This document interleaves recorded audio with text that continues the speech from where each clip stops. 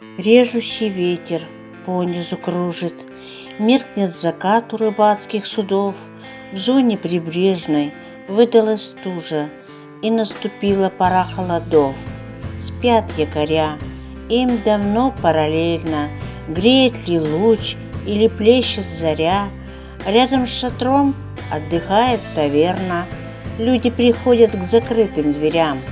Где-то за гранью широких просторов у поднебесной небо гремит, сквозь облака простираются горы, не нарушая воздушных границ. Дремлет в ночи бескрайнее море, может, уснула шальная волна, только не слышно звуков прибоя, клад погрузился до самого дна. Смотрятся в бездну яркие звезды и отражаются в мире зеркал. Кто-то энергию брал осторожно, с мысли недоброю ядра украл.